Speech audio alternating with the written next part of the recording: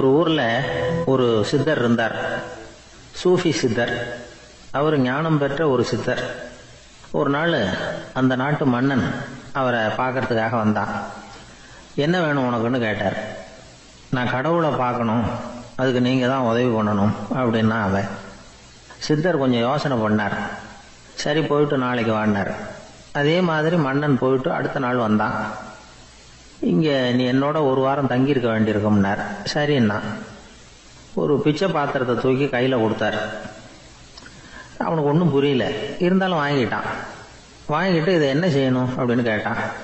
இதை ஒன்றும் செய்ய வேணாம், இதை எடுத்துக்கிட்டு பக்கத்தில் உள்ள கிராமங்களுக்கு போ, வீடு வீடாக பிச்சை எடுத்துக்கிட்டு வா. அப்படி வந்த பிறகுதான் உனக்கு சாப்பாடும் ஓய்வும் கிடைக்கும். ஒரு வாரம் அப்படி செய், அதுக்கப்புறம் 8வது நாள் நாம கடவுளை பத்தி யோசிக்கலாம் அப்படின்னார்.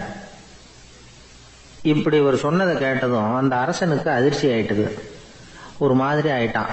தன்னுடைய சொந்த நாட்டில் சொந்த குடிமக்கள் கிட்ட போய் பிச்சை எடுக்கிறதா அப்படின்னு யோசனை பண்ணி பார்த்தான்.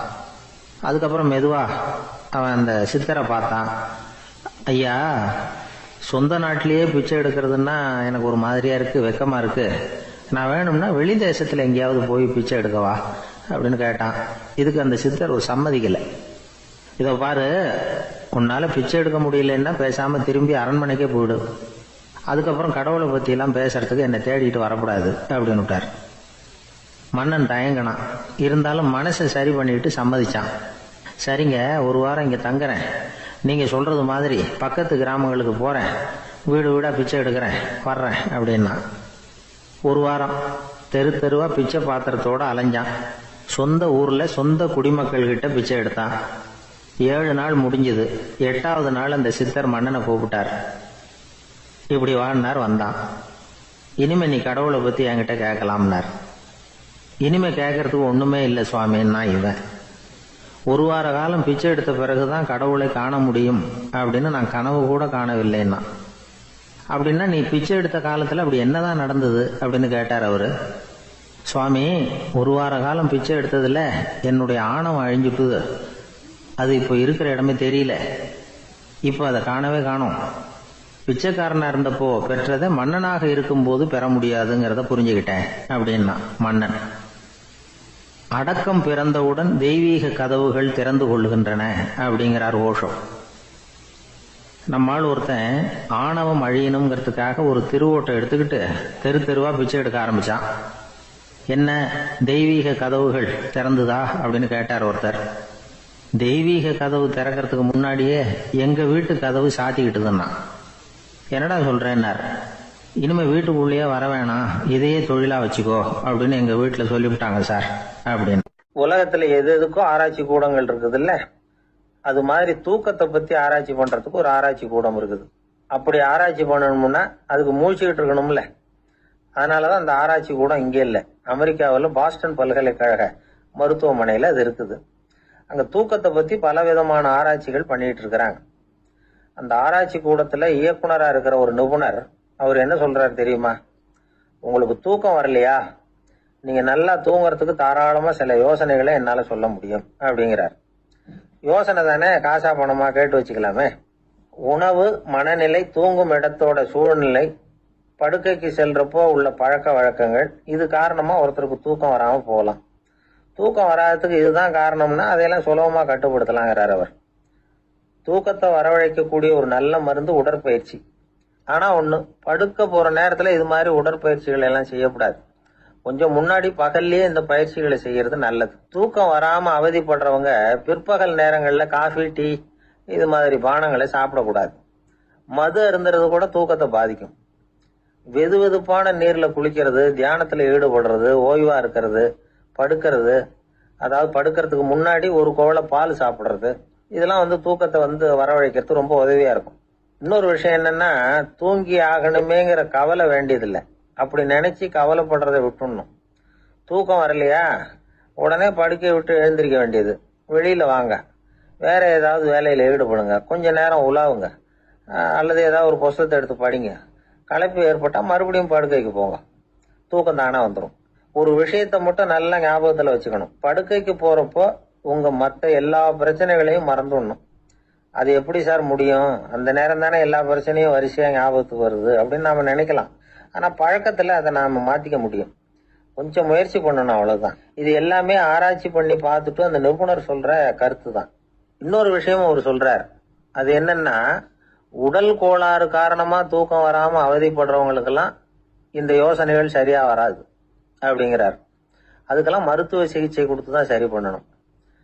சில பேருக்கு நடு ராத்திரியில மூச்சு திணறல் ஏற்பட்டு தூக்கம் வராம போயிடும்.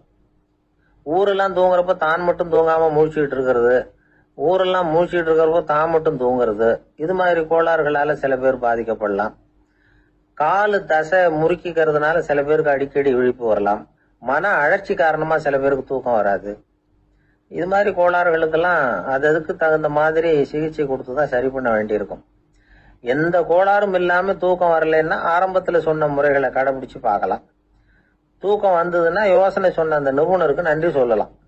ஒருத்தர், ஏன் சார் பஸ்ல தூங்குறது கெட்ட பழக்கமானு கேட்டார். இல்லையே, நான் கூட பஸ்ல போறப்ப தூங்கிட்டு தானே போவேன் அப்படின்னாரு இன்னொருத்தர். அப்புறம் ஏன் என்ன டிரைவர் வேலை வேணாம்னு வீட்டுக்கு அனுப்பி வச்சுட்டாங்க அப்படின்னாராம் அவரு. ரொம்ப நாளைக்கு முன்னாடி ஒரு நாள் கோவலன் நாடகம் நடந்தது. எங்க மதுரையில நடந்தது. அதுல ஒரு முக்கியமான கட்டம். கண்ணகி கிட்ட சிலம்ப வாங்கிக்கிட்டு அதை விற்கிறதுக்காக மதுரை நகருக்கு புறப்படுறான் கோவலன். அந்த சமயத்துல கண்ணகி பாடுற மாதிரி ஒரு நாடக பாடல் நாடக ஆசிரியர் எழுதினது. அது என்ன பாட்டுன்னா, மா பாவியோர் கூடி வாழும் மதுரைக்கு மன்னா போகாதீர் என்று அப்படின்னு ஆரம்பிக்கும் அந்த பாட்டு. இதுதான் அந்த பாட்டு. இத கண்ணகி மேடையில பாடின உடனே கூட்டத்துல சலசலப்பு. நம்ம ஊர்லயே நமக்கு முன்னாடியே நின்னுகிட்டு மா பாவியோர் கூடி வாழும் மதுரை அப்படின்னு சொல்றாங்களே, என்ன தைரியம் அப்படின்னு எல்லாம் குழப்பம் பண்ண ஆரம்பிச்சுட்டாங்க. மக்கள் சத்தம் போட ஆரம்பிச்சுட்டாங்க. எதிர்ப்பு குரல் அது பாட்டுக்கு வர வர அதிகமாக போட்டுது. கொண்டுகிட்டு வா அந்த நாடக ஆசிரியரை, எழுதுனது யார் அப்படின்னு ஒரே சத்தம், கூச்சல். வேற வழி இல்லை. மெதுவா மேடைக்கு வந்தார் அந்த நாடக ஆசிரியர். 4 பக்கத்துல இருந்தும் கேள்வி கணைகள். மக்களை பார்த்து கொஞ்சம் அமைதியா இருங்கோ அப்படின்னு சொல்லிவிட்டு தன்னுடைய விளக்கத்தை சொல்ல ஆரம்பிச்சார் அந்த நாடக ஆசிரியர். மா அப்படின்னு சொன்னா திருமகளாகிய லட்சுமி அப்படின்னு அர்த்தம். பா அப்படின்னா கலைமகளாகிய சரஸ்வதி. வி அப்படின்னா மலைமகளாகிய பார்வதி. மா பாவியோர் அப்படின்னா திருமகளும் கலைமகளும் மலைமகளும், இவங்க மூவரும் அப்படின்னு அர்த்தம். இந்த 3 பேரும் வாழ்கின்ற மதுரை புனிதம் நிறைந்தது, சகல செல்வங்களும் நிறைஞ்சது.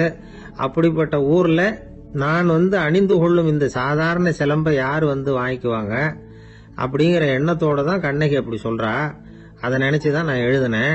ஆகவே மதுரையை ரொம்ப சிரமப்படுத்தணும், ரொம்ப மோசமா எழுதணும் அப்படிங்கிற எண்ணம்லாம் எனக்கு கிடையாது. பெருமைப்படுத்தணும்னு நினைச்சுதான் அப்படி எழுதினேன் அப்படின்னு விளக்கம் கொடுத்தாராம். இந்த விளக்கத்தை கேட்டதும் எல்லாரும் ரொம்ப சமாதானம் ஆயிட்டாங்களாம்.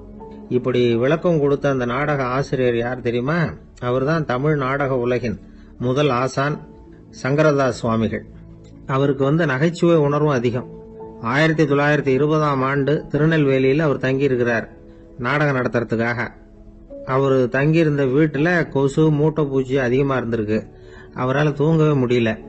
அவர் அனுபவிச்ச தொல்லைகள் ஒரு பாட்டா உருவாச்சு. வேடிக்கையா ஒரு பாட்டு எழுதினாராம். மூட்டையும் கொசுவும் ஒரு வீட்டிலே மீட்டிங் போட்டால் முன்னே நிற்க யாரால் முடியும்? கொசு மோகன ராகம் போல சத்தம் போட்டு முன்னே நின்று செய்திடும் யுத்தம். இத மறுநாள் நாடகத்துல கோமாளி வேஷம் போட்ட ஒரு சிறுவனை விட்டு பாட வச்சிருக்காரு. எல்லாரும் சிரிச்சு ரசிச்சாங்களாம். சங்கரதாஸ் சுவாமிகள் கல்யாணமே பண்ணிக்கல, துறவி மாதிரியே வாழ்ந்திருக்கார். தமிழ் நாடக கலைக்கு தன்னையே அர்ப்பணம் பண்ணிட்டவர் அவர்.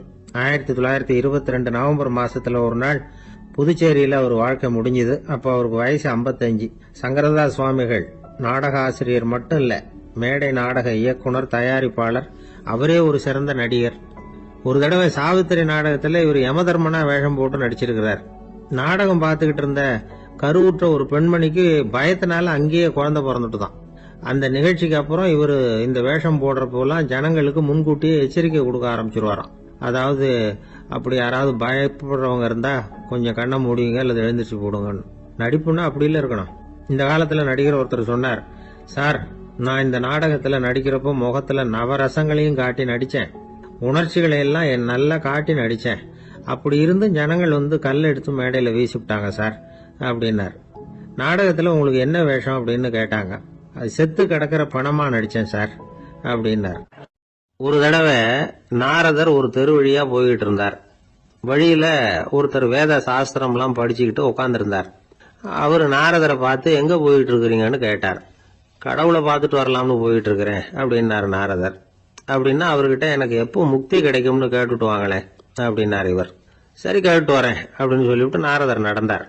கொஞ்ச தூரத்துல ஒரு மரத்தடியில ஒரு தொழிலாளி செருப்பு தைச்சுக்கிட்டு உட்காந்துருந்தார். அந்த ஆளும் அதே மாதிரி கேட்டுக்கிட்டார். எனக்கு எப்போ முக்தி கிடைக்கும்னு கடவுள்கிட்ட கேட்டுக்கிட்டு வாங்களேன்னார். அவர்கிட்டையும் சரின்னு சொல்லிவிட்டு நாரதர் நேரா வைகுண்டத்துக்கு வந்து சேர்ந்தார். கடவுளை பார்த்தார். இவங்க 2 பேரும் சொல்லி அனுப்பின விஷயத்தை பத்தி கேட்டார். அதுக்கு கடவுள் சொன்னாரு, அந்த செருப்பு தைக்கிற தொழிலாளி உடல் நீத்ததும் உடனே என்ன வந்து அடைவான். ஆனா அந்த சாஸ்திரம் படிச்ச ஆள் இப்போதைக்கு என்கிட்ட வந்து சேர மாட்டான். அவன் இன்னமும் பல பிறவிகள் எடுத்து அங்கேயே இருக்க வேண்டி இருக்குது. எப்போ இங்க வந்து சேருவான்னு எனக்கே தெரியாது அப்படின்னார். நாரதருக்கு இதோட ரகசியம் என்னங்கிறது புரியல. எனக்கு ஒன்னும் புரியலையேன்னாராம் கடவுள்கிட்ட. சீக்கிரம் புரிஞ்சுக்குவேன், நீ திரும்பி போறப்போ நான் இங்க வைகுண்டத்துல என்ன செஞ்சுக்கிட்டு இருக்கேன்னு கேட்டா, ஒரு ஊசியின் துவாரத்துல ஒரு யானைய கோத்துக்கிட்டு இருக்கிறேன்னு அவங்க கிட்ட சொல்லு அப்படின்னார் கடவுள் சிரிச்சுக்கிட்ட. நாரதர் பூமிக்கு திரும்பினார். கடவுளை பாத்தீங்களா எப்படி இருக்கார் அப்படின்னு விசாரிச்சார். வேத சாஸ்திரம் படிச்சவர். ஓ பகவானா, அவர் யானைய ஊசியின் காதுல நுழைச்சுக்கிட்டு இருக்கிறார் பார்த்தேன்னார் நாரதர். ஊசி காதுல யானையா? அது எப்படி முடியும்? நீங்க சொல்றத நான் நம்ப மாட்டேன்னு விட்டார் அவரு. சரி, இந்த ஆளுக்கு இறைவன் பேர்ல நம்பிக்கை இல்லை அப்படிங்கறத நாரதர் புரிஞ்சுக்கிட்டார். அடுத்தபடியா அந்த தொழிலாளி இருந்த இடத்துக்கு போனார். இறைவனை பாத்தீங்களான்னு கேட்டார் அவரு. பார்த்தேன், ஒரு ஊசி துவாரத்துல யானையை கோத்துக்கிட்டு இருந்தார் அப்படின்னு சொல்லிவிட்டு நாரதர் அந்த ஆள் முகத்தை கவனிச்சார். அந்த தொழிலாளி இதை கேட்டுட்டு கொஞ்சம் கூட ஆச்சரியப்படல. அவரால் முடியாத காரியம் கூட உண்டானார். என்ன இப்படி சொல்ற? ஊசியின் துவாரத்துல யானையை கோக்க முடியும்னு நீ நம்புறியா அப்படின்னு கேட்டார் நாரதர். நிச்சயமா நம்புறேன்னார் அவர். அது எப்படி அப்படின்னு கேட்டார் இவர். இங்க பாருங்க, நான் இந்த ஆலமரத்தடியில தான் தினமும் உட்கார்ந்துருக்கிறேன். தினமும் இந்த மரத்துல இருந்து எவ்வளவோ பழம் கீழே விழுது. இந்த பழத்துல இருக்கிற ஒவ்வொரு விதையிலையும் உள்ள ஒரு ஆலமரம் இருக்குது. ஒரு சின்ன விதைக்குள்ள ஒரு பெரிய ஆலமரம் இருக்க முடியுங்கிறப்ப ஊசி துவாரத்துல கடவுள் யானையை நுழைய வச்சாருங்கிறத ஒத்துக்கிறதுல என்ன கஷ்டம் இருக்கு அப்படின்னு ரொம்ப சர்வசாதாரணமா பதில் சொன்னாராம் அந்த தொழிலாளி. நாரதர் யோசனை பண்ணார். இந்த தொழிலாளி வேத சாஸ்திரங்களை எல்லாம் படிக்கலன்னா கூட அறிவுபூர்வமா சிந்திச்சு இறைவனை நம்புறான். அதனாலதான் கடவுள் இந்த ஆளுக்கு சீக்கிரம் முக்தி கிடைக்கும்னு சொன்னார் அப்படிங்கறத புரிஞ்சுக்கிட்டாராம். இந்த கதையில வர்ற கடவுள், நாரதர், வைகுண்டம் இதெல்லாம் ஒரு பக்கம் இருக்கட்டும், ஒரு சின்ன விதைக்குள்ள ஒரு பெரிய ஆலமரம் தூங்கிக்கிட்டு இருக்கு அப்படிங்கிற உண்மை, அந்தரத்துல 1000 கிரகங்கள் சுத்திக்கிட்டு இருக்குங்கிற உண்மை, இதெல்லாம் நாம பாத்துக்கிட்டு தானே இருக்கிறோம். இந்த உண்மைகள் அதிசயமா நமக்கு தெரியறதுனால அதை நம்பாம இருந்துட முடியாது. இயற்கையை பரிபூர்ணமாக நம்புங்கள், அந்த நம்பிக்கையே நம்ம வாழ்க்கைக்கு ஆதாரம் அப்படிங்கறத விளக்கறதுக்காக தான் இந்த கதை. இந்த காலத்துல நம்ம பிள்ளைங்களுக்கு எல்லாம் இது மாதிரி நம்பிக்கை அதிகமாவே இருக்குது. ஒரு நாள் ஒரு சின்ன பையன் கிட்ட கேட்டேன், ஏன்பா கடவுள் ஒரு பானைக்குள்ள ஒரு யானையை நுழைய வச்சுட்டாருன்னு சொன்னா அதை நீ நம்புவியா அப்படின்னு கேட்டோம். நம்புவேன் சார், அது ஒன்றும் பெரிய அதிசயம் இல்லைன்னா. எப்படின்னு கேட்டோம். எப்படின்னா அந்த பானை அந்த யானையை விட பெருசா இருந்திருக்கும், அவ்வளவுதான் அப்படின்னு சொல்றான். எப்படின்னா ஒரு 600 வருஷத்துக்கு முன்னாடி மனுஷனுக்கு இருந்த நெருக்கடி இருக்கு பாருங்க. ஒரு 600 வருஷத்துக்கு முன்னாடி மனுஷனுக்கு எவ்வளவு நெருக்கடி இருந்ததோ அது போல 40 பங்கு இப்ப அதிகமாயிட்டு தான் கண்டுபிடிச்சு சொல்லியிருக்கிறாங்க. அவ்வளவு நெருக்கடிக்கு மத்தியில நாம வாழ்ந்துகிட்டு இருக்கிறோம். ஒரு 600 வருஷத்துக்கு முன்னாடி என் தலையில 1 கிலோ வச்சுக்கிட்டு நின்னேன்னு வைங்க, இப்ப 40 கிலோ வச்சுக்கிட்டு நிக்கிறேன். அப்படி ஒவ்வொரு மனுஷனுக்கும் வாழ்க்கையில நெருக்கடி அதிகமா போச்சு. இந்த நெருக்கடியில முன்னாடிலாம் யாரோ ஒருத்தர் தான் தியானம் பண்ணுவாங்க. தியானம்னா ஒருத்தர் 2 பேர் காட்டுக்கு போய் தியானம் பண்ணிட்டு இருப்பாங்க 600 வருஷத்துக்கு முன்னாடி. இப்ப வீட்டுக்கு வீடு தியானம் நடக்குது. ஏன்னா அந்த அளவுக்கு வாழ்க்கையில ஒரு நிம்மதி வேணும் அப்படின்னு சொல்லி பண்ணிட்டாங்க. அதுக்குதான் இயற்கை கொடுத்துருக்கிற ஒரு இயற்கையான வைத்தியம் தான் சிரிப்புங்கிறது. இதை பத்தி பெரியவங்க எல்லாம் இப்ப ஆராய்ச்சி பண்ணிட்டு இருக்கிறாங்க. சிரிப்புங்கிறது நாம பிறந்து ஒரு 6 மாசத்துல தான் முதல் தடவையா விவரமா சிரிக்க ஆரம்பிக்கிறோமா. நம்ம பிறந்து 6 மாசத்துக்கு, அதாவது முதல் தடவை சிரிக்க ஆரம்பிக்கிறது ஒரு 6வது வாரம், 1.5 மாசத்துல தான் குழந்தை விவரமா சிரிக்க ஆரம்பிக்குது. அப்புறம் அப்படியே சிரிக்க ஆரம்பிக்கிறோம். அதெல்லாம் இப்ப கணக்கு எடுத்திருக்கிறாங்க. ஒரு குழந்தை ஒரு நாளைக்கு 200 தடவை சிரிக்குதான் ஒரு குழந்தை. பெரியவங்க எல்லாம் 15 தடவை சிரிக்கிறாங்களாம். 200 தடவை சிரிச்சுக்கிட்டு இருந்த நாம அப்படியே குறைஞ்சி 15 ஆயிட்டு. அதனாலதான் இருதய நோயெல்லாம் வருது, ஹார்ட் அட்டாக் எல்லாம் வருதுன்னு கண்டுபிடிச்சிருக்கிறாங்க. 200 சிரிப்புக்கு அது இயல்பு தன்மை, மனுஷனுடைய இயல்பு தன்மை சிரிக்கிறது. அதுக்கு ஜோக்கே தேவைப்படாது. ஆனால் இப்போ காலங்காலமாக நாம் என்ன போதிக்கப்பட்டு வந்திருக்கிறோம்னா, சிரிப்புங்கிறது ஒரு பாவமான செயல். ஒரு முதலாளிக்கு முன்னாடி தொழிலாளி சிரித்தா மரியாதை குறைச்சல், ஒரு கணவனுக்கு முன்னாடி மனைவி சிரித்தா மரியாதை குறைச்சல், அது மாதிரி ஒரு வாத்தியாருக்கு முன்னாடி பையன் சிரித்தா மரியாதை குறைச்சல், ஒரு ஆஃபீஸருக்கு முன்னாடி பியூனு சிரித்தா மரியாதை குறைச்சல், இப்படின்னு சொல்லி சிரிப்புங்கிறது ஏதோ மரியாதை குறைவான செயல்னு காலங்காலமாக நாம் போதிக்கப்பட்டு வந்திருக்கிறோம். இப்போ மரபு ரீதியாகவே அந்த சிரிப்பு வந்து நம்மகிட்ட சிறைப்பட்டு இருக்குதான், அடங்கி போச்சு. அந்த சிறைப்பட்டு இருக்கிற சிரிப்பை வெளியில் கொண்டு வர்றதுக்கு தான் ஜோக்குன்னு ஒரு சாவியை போட வேண்டியிருக்கு. வேற இந்த ஜோக்குக்கும் சிரிப்புக்கும் சம்மந்தம் இல்லை. அதை ஏற்கனவே இருக்கிறத வெளில கொண்டு வரதுக்கு ஒரு சாவி மாதிரி உபயோகப்படுதுன்னு இப்போ அதை பற்றி ஆராய்ச்சி பண்ணுறவங்களாம் சொல்கிறாங்க. ஏன்னா சிரிப்புக்கு ஜோக்கு தேவைப்படாது. இப்போ ஒரு குழந்தை தொட்டிலில் படுத்துருக்குன்னு வைங்களேன், குழந்தை தொட்டிலில் இருக்குது, அது முகத்துக்கிட்ட போய் ஒரு கிளுகிழுப்பை ஆட்டுங்க சிரிக்கும். அந்த கிளுகிழுப்பை சத்தமே சிரிக்க வைக்கிறதுல அதுதான் மனுஷனுடைய இயல்புத்தன்மை. அது என்ன ஜோக்காது? சத்தம். ஒரு கிளுகிழுப்பையை கொண்டு போய் குழந்தை முகத்துக்கிட்ட ஆட்டினா சிரிக்குதே, அதுதான் இயல்புத்தன்மை. அதே கிளுகிழுப்பையை ஒரு தாத்தா மூஞ்சிட்டு ஆட்டுங்க, கோவம் வந்துடும், அடிக்க வருவார். என்னடா விளையாட்டு இது அப்படிமாரு. ஏன்னா அவர் சிரிச்சுக்கிட்டு இருந்தவர், அப்படி இருந்தவர் ஒரு காலத்தில். ஒரு கிளுகிழுப்புக்கு சிரிச்சவர் ஒரு காலத்தில் இப்போ கோவப்படுறாருன்னா அந்த அளவுக்கு நம்ம மாறி போயிட்டே வந்துகிட்டு இருக்கிறோம். அதனால வந்து அந்த இயல்புத்தன்மை மாறாமல் இருக்கணுங்கிறது ரொம்ப முக்கியம். அதுக்காக எல்லாரையும் குழந்தையாக்க முடியாது. மனுஷன் வந்து எல்லாரும் இனிமேல் வந்து வயசுங்கிறது கூட ஆகிட்டே தான் இருக்கும். அதுக்காக குறைச்சிக்கிட்டே போக முடியாது. அதுக்கு யாராவது மருந்து கண்டுபிடிச்சாதான் உண்டு. ஆனால் ஒருத்தர் மருந்து கண்டுபிடிச்சாராம், சொல்லுவாங்க. ஒரு டாக்டர் வந்து ஒரு மாத்திரை கண்டுபிடிச்சாராம். ஒரு மாத்திரை சாப்பிட்டா ஒரு வயசு குறையும், ஒரு மாத்திரை சாப்பிட்டா ஒரு வயசு குறையும் அப்படின்னு ஒரு மாத்திரையை கண்டுபிடிச்சிருக்காரு. ஒரு பாட்டி அம்மா, 90 வயசு பாட்டி, அது போயிருக்கு. அதே டாக்டர்கிட்ட போய், ஐயா எனக்கு ஒரு பாட்டில் மாத்திரை கொடுங்க, இந்த வயசு குறையிற மாத்திரை அப்படின்றது. அவர் ஒரு பாட்டில் கொடுத்தாரு மாத்திரை. பாரும்மா பாட்டியம்மா, ஒரு மாத்திரை சாப்பிட்டா ஒரு வயசு குறையும், எடுத்துகிட்டு போகணும்னு கொடுத்துருக்காரு டாக்டர். இந்த 90 வயசு பாட்டி எடுத்துகிட்டு வீட்டுக்கு வந்துட்டு மறுநாள் அதே டாக்டர்கிட்ட போயிருக்கு. 30 வயசு பொண்ணாக போச்சான். 30 வயசு பொண்ணாக மாறி அதே டாக்டர்கிட்ட போயிருக்கு. இடுப்பில் ஒரு கை குழந்தை, அது சட்டை கட்ட போடாமல் கட்டவரில் வாயில் வச்சுட்டு உட்காந்துருக்கு. நேராக டாக்டர்கிட்ட போய், டாக்டர் நேற்று வந்தேன், ஏதோ ஒரு மாத்திரை சாப்பிட்டா ஒரு வயசு குறையுன்னீங்க, நான் ஏதோ ஒரு ஆர்வத்தில் ஒரு 30-40 மாத்திரை சாப்பிட்டேன், இப்படி ஆகிட்டேன் அப்படின்னு. இப்போ டாக்டர் சொல்லியிருக்காரு, இதுக்கு ஏமா வருத்தப்படுற, எல்லாரும் வந்து வயசு குறையணும்னு தான் நினைக்கிறாங்க, உனக்கு வயசு குறைஞ்சிட்டுது, நீ சந்தோஷப்படு, இதுக்கே மறுபடியும் என்னட்ட வந்திருக்கிற அப்படின்னாரான் டாக்டர். அப்போ அந்த அம்மா சொல்லிச்சேன், அதை என்னை பற்றி பரவாயில்ல டாக்டர், என் இடுப்பில் பாருங்கள் கை குழந்தை, இது சட்டை கிட்ட போடாமல் உட்காந்துருக்கு, கட்டவரில் வாயில் வச்சுட்டு உட்காந்துருக்கு, இது ரொம்ப ஆர்வத்தில் ஒரு 70 மாத்திரையை சாப்பிட்டு விட்டுது, இது என் வீட்டுக்காரரு. இவர் வந்து இடுப்பு விட்டு கீழே இறங்க மாட்டேங்கிறாரு. நான் எதையாவது கொடுத்து இனிமேதான் வயசை கூட்டி இறக்கி விடுவேன் டாக்டர் அப்படின்னு தான். அவர் வந்து ஏதோ நமக்கு அதுக்கும் சம்மந்தம் இல்லைங்கிறது மாதிரி கட்டாரில் வச்சுட்டு அவர் பாட்டு உட்காந்துருக்காரு. ஏதோ நமக்கு இந்த உலகமே இல்லை, நமக்கு சம்மந்தம் இல்லைங்கிற மாதிரி உட்காந்துருக்காரு. இப்படியே நான் தூக்கிட்டு எங்கே அலையிறது இது அப்படின்னு தான். அதனால வந்து வயசை குறைக்கிறது இயற்கைக்கு விரோதமாக நாம் பண்ண முடியாது. ஆனால் இந்த இயல்பு தன்மை மாறாமல் வச்சுக்கலாம். குழந்தை மாதிரி மாற முடியாதே தவிர அந்த குழந்தை தன்மையோடு வாழறதுக்கு கற்றுக்கணும். அதுதான் வாழ்க்கையில் இன்பமாக வாழறதுக்கு வழி. குழந்தைத்தனமாக இருக்கக்கூடாது, குழந்தை தன்மையோடு இருக்கணும்னு சொல்லுவாங்க. குழந்தை தன்மைங்கிறது வேற, குழந்தைத்தனம்ங்கிறது வேற.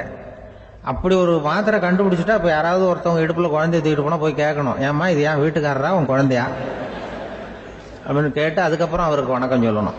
இப்படிலாம் ஆகிடும் நிலைமை. இயற்கையை வந்து நம்ம மாற்ற முடியாது, அதுக்கு தகுந்தாப்புல தான் நாம் வந்து பண்ணணும். குழந்தை தன்மையோடு வாழறதுக்கு குடும்பத்தில் குழந்தை தன்மைங்கிறது எப்படின்னா, இப்போ ஒரு சில பேருக்கு அந்த குழந்தை தன்மை உண்டு. ஒரு வீட்டில் ஒரு புள்ள படுத்திருக்கு, அம்மா வந்து எழுப்புறாங்க, காலேஜுக்கு நேரமாச்சு எழுந்திருப்பா, காலேஜுக்கு நேரமாச்சு எழுந்திருப்பா அப்படின்னு. அந்த அம்மா அந்த புள்ள சொல்லியிருக்கு, ஐயோ எனக்கு காலேஜுக்கு போகிறதுக்கே பிடிக்கலம்மா, என்னை வந்து தொந்தரவு பண்ணாத, காலேஜுக்கு போகிறதுக்கு எனக்கு பிடிக்கல அப்படின்னு தான். அப்போ அந்த அம்மா சொல்லியிருக்கு, ஏன் உனக்கு காலேஜுக்கு போகிறதுக்கு பிடிக்கல, கல்லூரிக்கு போகிறதுக்கு, அதுக்கு 2 காரணம் சொல்லு அப்படின்னு இருக்கா. அப்போ அந்த புள்ள சொல்லிச்சான், ஏன் பிடிக்கலன்னா, கல்லூரியில் இருக்கிற வாத்தியாருக்கும் என்ன பிடிக்க மாட்டேங்குது, ஆசிரியர்களுக்கும். 2வது காரணம், கல்லூரியில் படிக்கிற மாணவர்களுக்கும் என்ன பிடிக்கல, அதனால நான் காலேஜுக்கு போக மாட்டேன்ற குழந்தை புள்ள சொல்லியிருக்கு. அம்மா வந்து அப்படிலாம் நீ இதுக்காக போகாமல் இருக்கக்கூடாது, நீ போய் தான் ஆகணும் அப்படின்னு புடிவாதமாக அந்த அம்மா பிள்ளைய எழுப்புனாங்களாம். சரி நான் எதுக்கு காலேஜ் போகணும்னு சொல்கிறேன், அதுக்கு நீ 2 காரணம் சொல்லு அப்படின்னு தான் அந்த புள்ள. அப்போ அந்த அம்மா சொன்னாங்களாம், நீ ஏன் காலேஜுக்கு போகணும்னா, முதல் காரணம் உனக்கு வயசு 52, ரெண்டாவது காரணம் நீ தான் பிரின்சிபால் அப்படின்னு தான். என்ன இருந்தாலும் அவங்க அம்மாவுக்கு அது புள்ள தானே. அதுதான் குழந்தை தன்மைங்கிறது. 52 வயசுலையும் குழந்தை தன்மையோடு இருக்கார் பாருங்க. அதுதான் அந்த குழந்தை தன்மையோடு வாழறது தான் வெற்றிக்கு வழின்னு சொல்லுவாங்க. ஒரு ஊரில் ஒருத்தர் இருந்தான். ஏதோ ஒரு சின்ன அலுவலகத்தில் வேலை பார்த்துக்கிட்டு இருந்தான். ரொம்ப ஏழை. வர்ற கொஞ்சம் வருமானத்தை வச்சு வாழ்க்கையை ஓட்டிகிட்டு இருந்தான். ஒரு நாள் தெரு வழியாக அவன் நடந்து வந்துக்கிட்டு இருக்கிறான். தெருவில் ஒரு காசு கிடந்தது. அதை பார்த்துட்டான். அது குனிஞ்சு எடுத்தான். அது ஒரு பழங்கால காசு. அந்த காசு நடுவில் ஒரு துளை இருந்தது. அதாவது துளையிட்ட நாணயம். பழங்காலத்தில் புழக்கத்தில் இருந்த ஒரு நாணயம் அது. துளையிட்ட நாணயம் கிடைச்சதுன்னா ரொம்ப நல்லது, அது அதிர்ஷ்டம் அப்படின்னு ஒரு நம்பிக்கை உண்டு. இவன் கையில் அது கிடைச்சதும் ரொம்ப சந்தோஷப்பட்டான். இனிமேல் என்னுடைய கஷ்டம்லாம் தீரப்போகுது, அதிர்ஷ்டம் என்னை தேடி வரும், நான் பணக்காரன் ஆகிடுவேன் அப்படின்னு சொல்லிட்டு அந்த காசை தன்னுடைய கோட்டு பையில் பத்திரமா போட்டு வச்சுக்கிட்டான். அடிக்கடி அதை தொட்டு பார்த்துக்கிறது உண்டு, வெளியில் எடுக்க மாட்டான். இப்படியே கொஞ்ச காலம் ஆச்சு. அதுக்கப்புறம் என்னாச்சு தெரியுமா? நிஜமாவே அதிர்ஷ்டம் அவனை தேடி வர ஆரம்பிச்சுட்டுது. செல்வம் வந்து குவிஞ்சுது. பணம், பதவி, புகழ் எல்லாம் வந்து சேர்ந்தது. சமூகத்தில் அவன் ஒரு பெரிய மனுஷன் ஆயிட்டான். எல்லாரும் அவனை பாராட்டினாங்க. அவன் எதை தொட்டாலும் வெற்றி, எல்லாம் அந்த காசோட மகிமை அப்படின்னு அவன் மனசுக்குள்ளே நினச்சிக்கிட்டான். தினமும் காலையில் அந்த கோட்டை போட்டுக்கிட்டு தான் வெளியில் கிளம்புவான். புறப்படுறதுக்கு முன்னாடி கோட்டு பாக்கெட்டை தொட்டு பார்த்துக்குவான், உள்ளே காசு இருக்கா அப்படிங்கிறத உறுதிப்படுத்திக்குவான். அதுக்கப்புறம் தான் வெளியில் கிளம்புவான். இப்படியே பல வருஷம் ஓடி போச்சு. ஒரு நாள் அவனுக்கு அந்த ஆசை வந்துட்டுது. அதாவது அந்த துளையிட்ட நாணயத்தை எடுத்து கண்ணால் பார்க்கணும் அப்படின்னு. காலையில் சாப்பிட்டுக்கிட்டு இருந்தான். அப்போ தன்னுடைய மனைவி கிட்ட சொன்னான், ரொம்ப நாளைக்கு அப்புறம் என்னுடைய அந்த நாணயத்தை இன்னைக்கு வெளியில் எடுத்து பார்க்க போகிறேன்னா. என்னத்துக்கு அது, இப்போ அதை பார்க்க வேணாமே அப்படின்னு மெதுவாக இழுத்தாங்க அந்த அம்மா.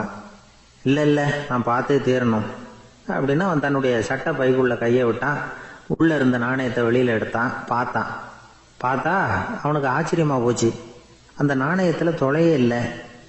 என்ன ஆச்சு அப்படின்னு சொல்லி அவன் ரொம்ப குழம்பி போயிட்டான். இப்போ அந்த அம்மா சொன்னாங்க, நான் தான் ஒரு நாள் உங்கள் கோட்டு ரொம்பவும் தூசியாக இருக்கேன்னு சொல்லி அதை ஜன்னலுக்கு வெளியில் உதறினேன். உள்ளே இருந்த அந்த காசு அப்போ எனக்கு தெரியாது, ஞாபகத்தில் இல்லை. அது தெருவில் விழுந்துட்டது போல இருக்கு. அதுக்கப்புறம் எவ்வளவோ தேடி பார்த்தேன், கிடைக்கல. அதுக்குள்ளே அதை யாரோ எடுத்துகிட்டு போயிட்டாங்க போல இருக்கு. அது இல்லைங்கிறது உங்களுக்கு தெரிஞ்சால் வருத்தமாக இருக்குமேங்கிறதுக்காக நான் தான் வேற ஒரு நாணயத்தை எடுத்து சட்டை பைக்குள்ளே வச்சுட்டேன் அப்படின்னு விவரத்தை சொன்னாங்க அந்த அம்மா. இது எப்போ நடந்ததுன்னு கேட்டான். உங்களுக்கு அந்த காசு கிடைச்சதே அன்னைக்கு மறுநாளே இது நடந்து போச்சு அப்படின்னாங்களாம். இதை கொஞ்சம் யோசனை பண்ணி பாருங்க. அவனுக்கு அதிர்ஷ்டத்தை கொடுத்தது அந்த நாணயம் இல்லை, அவனுடைய நம்பிக்கை, அதாவது தன்னம்பிக்கை. அதுதான் வேலை செஞ்சிருக்கு. இதிலிருந்து நாம் தெரிஞ்சுக்க வேண்டியது என்னன்னா, வாழ்க்கையில் முன்னேற நினைக்கிறவங்களுக்கு தன்னம்பிக்கை ரொம்ப முக்கியம். அது இல்லைன்னா முன்னேற முடியாது. ஒருத்தன் சொன்னானா, நான் எப்பவுமே என்னதான் சார் நம்புவேன், மற்றவங்கள நம்ப மாட்டேன். நேற்றுக்கு பாருங்க, திடீர்னு 10 பேர் என்ன அடிக்க வந்துட்டாங்க, நான் ஒருத்தனாவே அதை சமாளித்தேன் அப்படின்றான் ரொம்ப பெருமையா. அது எப்படின்னு கேட்டாங்களாம். ஒரே ஓட்டமாக அங்கேருந்து ஓடி வந்துட்டேன் அப்படின்னு நானா. நம்மள மாதிரி ஒரு ஆசாமி அவன் நம்மள மாதிரியே கற்பனை பண்ணான். அதாவது நாம தான் இந்த உலகத்துல ரொம்பவும் கஷ்டப்படுறோம், மற்றவங்க எல்லாம் சந்தோஷமா இருக்கிறாங்க அப்படின்னு அவன் நினைச்சுக்கிட்டான். அவன் ஒரு நாள் கடவுளை வேண்டிக்கிட்டானா, சுவாமி, இந்த உலகத்துல எவ்வளவோ பேர் இருக்கிறாங்க, ஒவ்வொருத்தருக்கும் ஒவ்வொரு விதமான கஷ்டம் இருக்கலாம், ஒத்துக்கிறேன். இருந்தாலும் எனக்கு அது கொஞ்சம் அதிகமா இருக்கிறது மாதிரி தெரியுது. அதனால நீங்க எனக்காக ஒரு சின்ன உதவி செஞ்சா போதும். அது வேற ஒண்ணும் இல்ல, என்கிட்ட இருக்கிற துயரங்களை இன்னொருத்தர் யாருகிட்டயாவது கொடுத்துருங்க, அவர்கிட்ட இருக்கிற துயரங்களை என்கிட்ட மாத்தி கொடுத்துருங்க. ஒரு மியூச்சுவல் டிரான்ஸ்பர், அவ்வளவுதான். அப்படி பண்ணிவிட்டா போதும் அப்படின்னு வேண்டிக்கிட்டானான். அன்னைக்கு ராத்திரியே அவன் ஒரு கனவு கண்டிருக்கான். வானத்திலிருந்து ஒரு குரல் கேட்டிருக்கு. அது என்ன சொல்லிச்சு தெரியுமா? ஏ ஜனங்களே, எல்லாரும் அவங்க கஷ்டங்களை ஒரு பையில போட்டு எடுத்துக்குங்க. அப்படி எடுத்துக்கிட்டு நேரா இந்த ஊர் எல்லையில இருக்கிற கோயிலுக்கு வந்து சேருங்க அப்படின்னு அந்த குரல். ஆஹா, கடவுள் நம்ம பிரார்த்தனைக்கு செவி சாய்ச்சுட்டார் அப்படின்னு சந்தோஷப்பட்டான் இவன். உடனே என்ன பண்ணான், தன்கிட்ட இருந்த கஷ்டத்தையெல்லாம் ஒரு சாக்கு பையில போட்டு எடுத்துக்கிட்டான். வீட்டை விட்டு வெளியில வந்தான். தெருவில் இறங்கி நடக்கிறான். அங்க பார்த்தா ஏகப்பட்ட பேர் ஆளுக்கு ஒரு பைய தூக்கிக்கிட்டு கோயிலுக்கு போயிட்டு இருக்கிறாங்க. சில பேர் மூட்டையா கட்டி தலையில சுமந்துக்கிட்டு போயிட்டு இருக்கிறாங்க. இவன் பார்த்தான். இவனுக்கு ரொம்ப ஆச்சரியமா இருந்தது. ஏன்னா எல்லாரும் வச்சிருக்கிற பை இவன் பைய விட பெருசா இருந்தது. இவன் பை தான் இருக்கிறதுலயே கொஞ்சம் சின்னதா தெரிஞ்சது. இப்ப அவன் மறுபடியும் சாமியை வேண்டிக்கிட்டான். கடவுளே, இப்ப உள்ள சூழ்நிலையை கவனிச்சா என்கிட்ட இருக்கிற பைய பரவாயில்லன்னு தோணுது. அதனால வேற பை எதையும் மாத்த வேணாம், இதுவே பரவாயில்ல, இந்த பையோட திரும்பி வீட்டுக்கு போனா போதும்னு நினைக்கிறேன் அப்படின்னு ஏதோ நினைக்க ஆரம்பிச்சுட்டான் அவன். எல்லாரும் கோயிலுக்கு போய் சேர்ந்தாங்க. கோயில்ல அந்த குரல் மறுபடியும் கேட்டுது. எல்லாரும் அவங்கவுங்க பைகளை சோகத்துல தொங்க விடுங்க, திடீர்னு விளக்குகள் அணையும், மணி அடிக்கப்படும், அதுதான் அடையாளம். அந்த சமயத்துல இருட்டுல உங்களுக்கு வேண்டிய பைய நீங்க மாத்தி எடுத்துக்கலாம், தேர்ந்தெடுத்துக்கலாம். வெளிச்சம் இருக்கிறப்பவே உங்களுக்கு பிடிச்ச பைக்கு பக்கமா பார்த்து நீங்க நின்னுக்கலாம் அப்படின்னு சொல்லி விவரம் சொல்லிச்சான் அந்த குரல். அப்படி சொன்னதுக்கு அப்புறம் திடீர்னு விளக்கு அணைஞ்சுது, மணி அடிச்சுது. கொஞ்ச நேரம் கழிச்சு மறுபடியும் விளக்குகள்லாம் எரிஞ்சுது. இப்போ பார்த்தா எல்லாரும் அவங்கவுங்க பையையே கெட்டியா பிடிச்சிட்டு நிக்கிறாங்க. இவனும் அப்படியே நிக்கிறான்.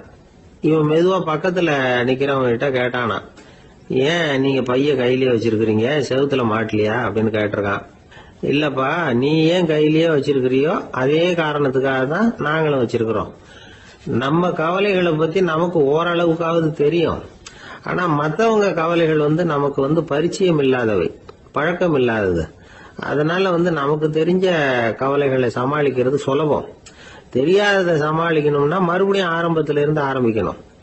அதனால பழைய நண்பர்களோட வாழறது தான் மேல் அப்படின்னு நானாம். அதுக்கப்புறம் அவன் தன்னோட பைய போதும்னு வீட்டுக்கு திரும்பி வந்துட்டானான். இது ஒரு பெரியவர் சொல்லி இருக்கிற கதை. அதனால நம்ம கிட்ட இருக்கிற கஷ்டங்கள் தான் பெருசு, அதை இன்னொருத்தங்கிட்ட கொடுத்துட்டு மாத்திக்கலாம் அப்படின்னு நினைக்கிறது தப்பு. இதே மாதிரி இன்னொரு சம்பவம்.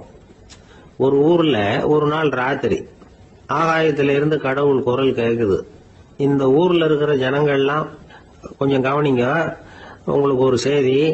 அதாவது இங்க இருக்கிற ஜனங்கள்லயே கொஞ்சம் கூட கவலையே இல்லாத ஆள் யாருன்னு எனக்கு தெரியணும். அதனால எல்லாரும் அவங்க கவலைகளை ஒரு பையில போட்டு எடுத்துக்கிட்டு கோயிலுக்கு வாங்க அப்படின்னாரு கடவுள். உடனே வரிசையா எல்லாரும் வர ஆரம்பிச்சாங்க. எல்லார் கையிலயும் பை இருந்தது, சின்னதும் பெருசுமா. கவலையே இல்லாத ஆள் யாருன்னு தேடினார் கடவுள். ஒரே ஒரு ஆள் மட்டும் கையில எதுவும் இல்லாம வெறும் கையை வீசிக்கிட்டு ரொம்ப ஜாலியா நடந்து வந்துகிட்டு இருந்தான். கடவுள் அவங்க கிட்ட போனார். ஏன்பா உனக்கு கவலையே இல்லையா அப்படின்னு கேட்டார். எனக்கும் சில கவலைகள்லாம் உண்டு அப்படின்னு அவன். எங்க அதெல்லாம்னு கேட்டிருக்காரு கடவுள். பின்னாடி லாரியில வந்துகிட்டு இருக்கு அப்படின்னு அவன். ஒரு ஊர்ல ஒரு ஆள் இருந்தான். நிறைய பணம் சேர்த்தான். அவனுக்கு சம்பாதிக்க தெரியுமே தவிர செலவு பண்ண தெரியாது. மகா கஞ்சன். காசை கையில எடுக்கவே மாட்டான். எடுத்தா செலவு செய்ய வேண்டியிருக்குமே. அதனால இப்படியே அவன் காலத்தை ஓட்டி விட்டான். வயசாயிட்டுது. அவனுடைய மனைவி ஒரு நாள் கேட்டாங்க, இவ்வளவு நாளா நீங்க என்ன எங்கேயுமே அழைச்சிட்டு போனதில்லை, இப்போவாவது அழைச்சிட்டு போகக்கூடாதா அப்படின்னாங்க. எங்க போகணும் சொல்லுன்னா. காசிக்கு போகணும், கங்கையில குளிக்கணும்னாங்க. இவன் பார்த்தான், இதுக்கு ஏன் அவ்வளவு தூரம் செலவு பண்ணிட்டு போகணும், நம்ம ஊர் ஆத்துலயே குளிக்கலாமே, இதுவும் புண்ணிய நதி தான், இங்க குளிச்சா அங்க குளிச்ச பலன் கிடைச்சிரும் அப்படின்னா. சரின்னு 2 பேரும் ஆத்தங்கரைக்கு போனாங்க. அன்னைக்கு ஏதோ விசேஷம், நிறைய கூட்டம், நிறைய பேர் குளிச்சுக்கிட்டு இருக்கிறாங்க. கரையில சில புரோகிதர்கள் நின்றுகிட்டு இருக்கிறாங்க. குளிக்கிறதுக்கு முந்தி அவங்க கிட்ட உட்காந்தா ஏதோ மந்திரம்லாம் சொல்லுவாங்க, கொஞ்சம் காசு கொடுக்க வேண்டியிருக்கும். அதனால இவன் என்ன பண்ணா, ஆத்தங்கரையிலேயே கொஞ்சம் தூரம் போனான். ஊரை விட்டு தள்ளி வந்துட்டான், அங்க யாருமே இல்லை. அப்பாடான்னு சந்தோஷப்பட்டான், குளிக்கலாம்னு புறப்பட்டான். இந்த நேரம் கடவுள் பார்த்தார், இந்த கஞ்சனுக்கு ஏதாவது புத்தி போகட்டணும் அப்படின்னு நினைச்சாரு. உடனே ஒரு புரோகிதர் மாதிரி உருவத்தை மாத்திக்கிட்டு அந்த ஆள் முன்னாடி நின்னார். அவனுக்கு அதிர்ச்சி. இங்க யாருமே இருக்க மாட்டாங்கன்னு நினைச்சா இங்கேயுமே ஒரு ஆள் வந்துட்டாரு, என்ன பண்றதுன்னு யோசனை பண்ணான். புரோகிதர் உருவத்தில் இருந்த கடவுள் சொன்னார், இத பாருங்க, இன்னைக்கு விசேஷ நாள், நீராடுறதுக்கு முன்னாடி சுயகல்பம் பண்ணிக்கிறது ரொம்ப நல்லது அப்படின்னார். என்கிட்ட பணம் எதுவும் இல்லையேன்னா. பரவாயில்ல, அப்புறமா கொடுங்க, வாங்கிக்கிறேன். ஆனா ஒண்ணு, எவ்வளவு கொடுப்பீங்கிறத மட்டும் இப்பவே சொல்லி கொடுங்க அப்படின்னார். இவன் ரொம்ப யோசனை பண்ணான். ஒரு 10 பைசா தரேன் அப்படின்னா. சரின்னு ஒத்துக்கிட்டு எல்லா கிரியைகளையும் அவர் செஞ்சார். அதுக்கப்புறம் கணவனும் மனைவியும் ஆத்துல குளிச்சாங்க. அவர் போயிட்டார். கொஞ்ச நாள் கழிச்சு அவன் வீட்டுக்கு வந்தார் கடனை வசூல் பண்றதுக்கு. வாசல்ல நின்றுகிட்டு இருந்த அவன் மனைவி, இவரை பார்த்ததும் தயங்க ஆரம்பிச்சாங்க. அந்த அம்மா கிட்ட விஷயத்த சொன்னார். அந்த அம்மா ஓடி போய் உள்ள இருக்கிற தன்னுடைய கணவர்கிட்ட சொன்னாங்க. அவன் யோசனை பண்ணான், இப்ப வெளியில போனா அவனுக்கு 10 காசு கொடுக்க வேண்டியிருக்கும், அதனால எனக்கு காய்ச்சல்னு அந்த ஆளுகிட்ட சொல்லிவிடு, இன்னொரு சந்தர்ப்பத்துல என்னை வந்து பார்க்க சொல்லு அப்படின்னா. அந்த அம்மா போய் சொன்னாங்க. அப்படிங்களா, அப்படின்னா அவரை நான் உடனே போய் பார்க்கணுமே அப்படின்னு உள்ள நுழைய ஆரம்பிச்சார். அவங்க மறுபடியும் இருங்க தான் வரேன்னு சொல்லிவிட்டு உள்ள ஓடி விஷயத்த சொன்னாங்க. இது எதுடா வம்பா போச்சு அப்படின்னு பார்த்தான். மனைவியை கிட்டத்துல கூப்பிட்டான். இந்த பாரு, ஜன்னி கண்டு நான் இறந்து போயிட்டதா சொல்லிவிடு அப்படின்னா சொன்னாங்க. புரோகிதர் பார்த்தார். அப்படின்னா ஒரு வழியா இருந்து அவருடைய இறுதி சடங்குகளையும் நானே முடிச்சுட்டு போயிடுறேன் அப்படின்னார். உள்ள இருந்தவன் யோசனை பண்ணான், அந்த ஆளு என்ன விடமாட்டான் போல இருக்கு, அதனால ஒரு சவப்பெட்டியில என்னை வச்சு தூக்கிக்கிட்டு மயானத்துக்கு போங்க பாத்துக்கலாம் அப்படின்னா. புரோகிதரை விடுற மாதிரி இல்ல, கூடவே நடந்து போயிட்டு இருக்கிறார். அங்க இறக்கி சடங்குகளை முடிச்சுட்டு தீ வைக்கிற நேரம் பொட்டிக்குள்ள இருந்த நம்ம ஆளு அலறி அடிச்சுட்டு வெளியில ஓடி வந்தான். புரோகிதர் உருவத்தில் இருந்த கடவுள் சிரிச்சார், தன்னுடைய சுய உருவத்தை காட்டினார். அதுக்கப்புறம் அவனை கூப்பிட்டு, இத பாருப்பா, ஏன் இப்படி அல்லாடுற, ஏதாவது வர வேணும்னா கேள் தரேன் அப்படின்னார். அவன் யோசனை பண்ணான். பகவானே, ஒரே ஒரு வரம் தான் உங்ககிட்ட கேட்கணும்னா. என்ன வேணும் கேளுன்னார். அந்த 10 பைசா தட்சணையை தள்ளுபடி பண்ணா போதும் அப்படின்னா. கடவுளும் சரின்னு சொல்லிட்டு போயிட்டார். இப்படி ஒரு கதையை சுவாமி சிவானந்தர் சொல்லியிருக்கிறார். செல்வந்தர்கள் பல பேர் இப்படித்தான் இருக்கிறாங்க. தாங்களும் அனுபவிக்க மாட்டாங்க, அடுத்தவங்களுக்கும் கொடுக்க மாட்டாங்க. இது மாதிரியான கஞ்சர்களுக்கு இந்த உலகம் இல்லை, அந்த உலகம் இல்லைங்கிறார் அவர். இந்த கதையில கடவுள் கடன் வசூலுக்கு வந்தது மாதிரி நம்ம ஊர் ஆள் ஒருத்தன் இன்னொருத்தர்கிட்ட 10 பைசா கடன் கொடுத்துட்டான். திருப்பி வாங்கறதுக்கு நடையா நடக்கிறான். கடைசியா கேட்டான், நீ எப்பதான் கடனை திருப்பி தர போற, அதை முடிவா சொல்லுன்னா. வர்ற வியாழக்கிழமை கண்டிப்பா கொடுத்துருவேன் அப்படின்னானா அவன். அன்னைக்கு நான் ஊர்ல இருக்க மாட்டேனே அப்படின்னானா இவன். அதனால என்ன, நானும் தான் அன்னைக்கு ஊர்ல இருக்க மாட்டேன் அப்படின்னானா. கப்பல் கடல்ல போயிட்டு இருக்கு. புயல், சூறாவளி, அலையெல்லாம் பெருசு பெருசா ரொம்ப உயரமா உண்டாகுது. கடுமையான காற்றிலேயும் வேகமான அலைகள்லேயும் சிக்கி அந்த கப்பல் தடுமாறுது. திசை மாறி போச்சு. எந்த பக்கம் போயிட்டு இருக்கிறோம்னே தெரியல. அந்த கப்பலை செலுத்திக்கிட்டு இருந்த மாலுமி ரொம்ப சாமர்த்தியமாக செயல்பட்டார். தன்னுடைய அறிவாற்றலையும் திறமையையும் முழுமையாக பயன்படுத்தினார். அந்த கப்பலை கட்டுப்படுத்தினார். மெதுவாக அந்த சூறாவளியிலிருந்து கப்பலை காப்பாற்றி கரைக்கு கொண்டுட்டு வந்து சேர்த்துட்டார். மாலுமின்னு ஒருத்தர் இருந்ததுனால அந்த மரக்கலம் காப்பாற்றப்பட்டது. மாலுமின்னு ஒருத்தர் இல்லைன்னு வச்சுக்கோங்க, அந்த கப்பலோட கதி என்னவா இருக்கும் யோசிச்சு பாருங்க. ஒரு கோபக்காரனுடைய நிலைமையும் அப்படித்தானா. கோபக்காரன்கிறவன் ஒரு மாலுமி இல்லாத மரக்கலம் அப்படிங்கிறார் நபிகள் நாயகம். கொந்தளிக்கிற கடல்ல கொடுமையான அலைகளின் உச்சியில அல்லல் படுகிற மரக்கலத்தை விட மோசமானது கோபக்காரனின் நிலைமை அப்படிங்கிறது அவருடைய கருத்து. அது மாதிரி இதுன்னு சொல்லல, அதை விட மோசம் இது அப்படிங்கிறார். ஏன் தெரியுமா? ஒரு கப்பல் கடல்ல தடுமாறினா அதை சரிப்படுத்த மாலுமி இருக்கிறார். அவர் தன்னுடைய சாமர்த்தியத்தினால அதை கட்டுப்படுத்தி சரியான வழிக்கு கொண்டுட்டு வந்துடுவார். ஆனால் கோபக்காரனுடைய நிலைமை அப்படி இல்லை அப்படிங்கிறார் நபிகள் நாயகம். மனித மனம் ஒரு மரக்கலம், அறிவு அதில் இருக்கிற மாலுமி. மாலுமி மரக்கலத்தை செலுத்துறான், அவனுக்கு கட்டுப்பட்டு அது ஓடுது. ஆனால் கோபக்காரனுங்கிற மனுஷங்கிட்ட அறிவுங்கிற மாலுமி சரியாக வேலை செய்ய மாட்டான். ஏன்னா கோபம் அந்த மாலுமியின் கண்களை அவிச்சிரும், காதுகளை கேட்காம பண்ணிவிடும். கண்ணையும் காதையும் மூடிவிட்டு கப்பலை ஓட்டுனா எப்படி ஓட்டுறது? அதனால கோபக்காரன் மாலுமி இல்லாத மரக்கலம். இடி மின்னல்ல மாட்டிக்கிட்டு கஷ்டப்படுற கப்பல் மாதிரி கஷ்டப்படுறான். பெரியவங்கள்லாம் என்ன சொல்றாங்க? உனக்கு கெடுதல் பண்ணவனுக்கும் நீ நன்மையே செய், எவருடைய விருப்பு வெறுப்பையும் பொருட்படுத்தாதே. பரம எதிரிக்கும் நீ நன்மை செய்ய ஆரம்பிச்சா உன்னுடைய தூய நிலையை பார்த்துட்டு அவனும் உனக்கு நெருக்கமான நண்பனா ஆயிடுவான். இதுதான் பெரியவங்க நமக்கு சொல்லி இருக்கிறது. புனித குரான் சொல்றது என்ன? தீமையை நன்மையை கொண்டே நீர் தடுத்து கொள்ளும் அப்படின்னு சொல்லப்பட்டிருக்கிறதுல. இன்னா செய்தாரை ஒருத்தல் அவர் நாண நன்னயம் செய்து விடல் அப்படிங்கிறார் திருவள்ளுவர். செல்வந்தர் ஒருத்தர்கிட்ட ஒரு சிறுவன் ஆடு மேய்ச்சிக்கிட்டு இருந்தானா. பெரியவர் அவனை கூப்பிட்டு, நீ நேராக போய் ஒரு ஆட்டில் உள்ள ரொம்ப நல்ல பகுதி எதுவோ அதை எடுத்துக்கிட்டு வா அப்படின்னாரான். இவன் போனான். ஒரு ஆட்டு உடம்புல இருந்த நாக்கு, இருதயம், இது ரெண்டையும் எடுத்துகிட்டு கொடுத்தானான்.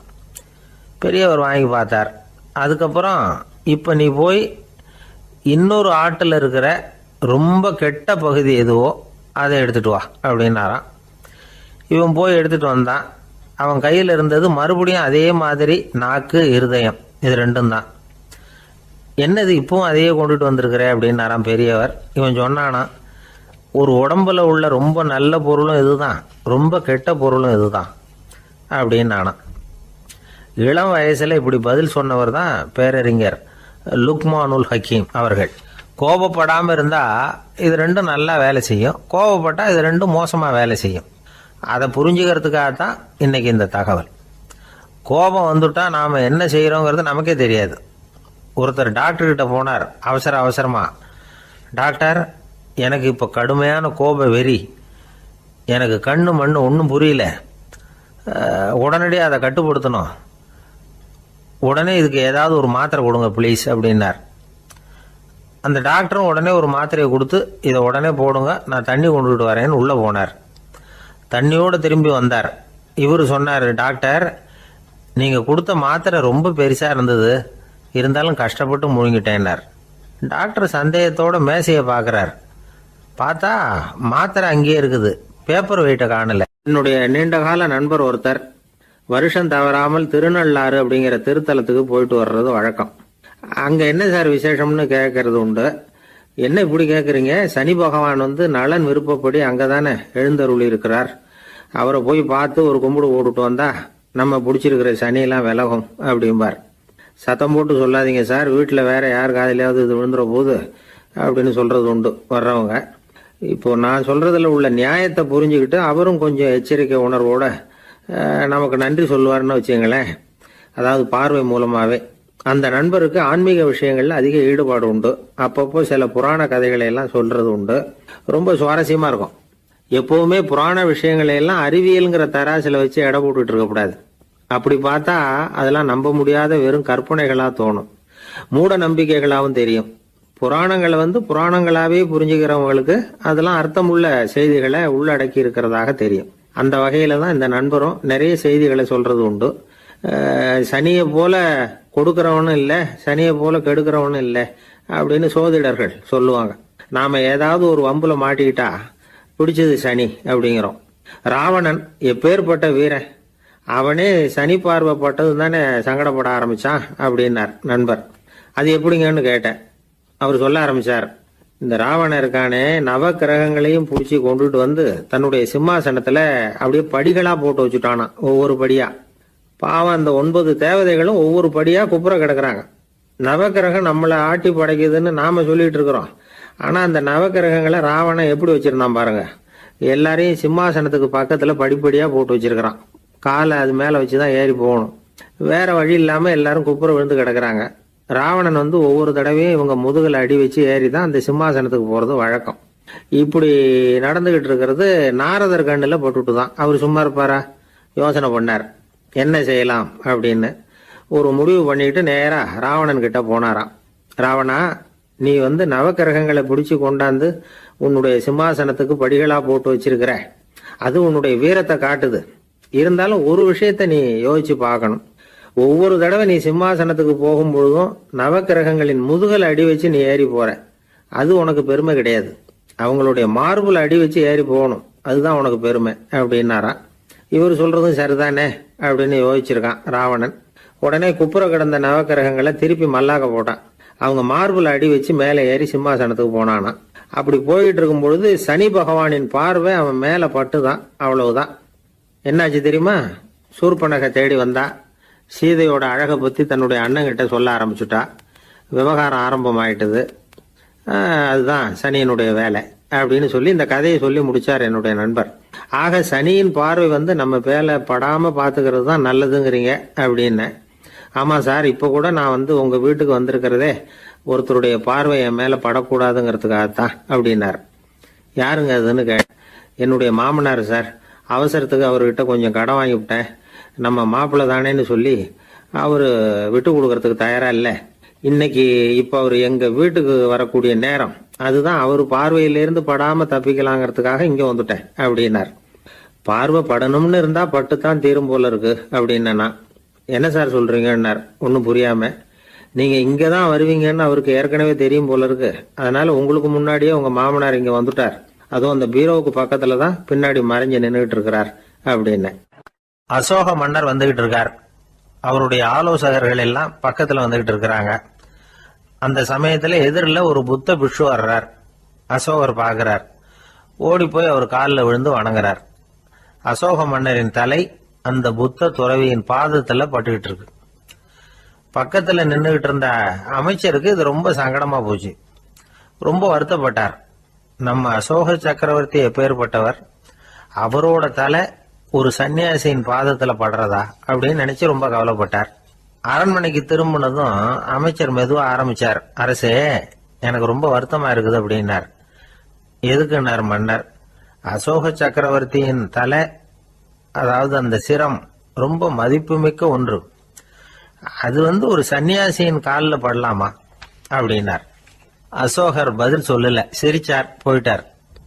அதுக்கப்புறம் ஒரு சரியான சந்தர்ப்பத்துக்காக காத்துக்கிட்டு இருந்தார். ஒரு நாள் அமைச்சரை கூப்பிட்டார். எனக்கு 3 தலைகள் வேணும் அப்படின்னார். சொல்லுங்க, கொண்டுகிட்டு வரேன் அப்படின்னார் அமைச்சர். அசோகர் சொன்னார், முதல்ல எனக்கு தேவையானது ஒரு ஆட்டின் தலை, 2வது ஒரு புலியின் தலை, 3வது ஒரு மனிதனின் தலை. இதுதான் அசோகர் கேட்டது.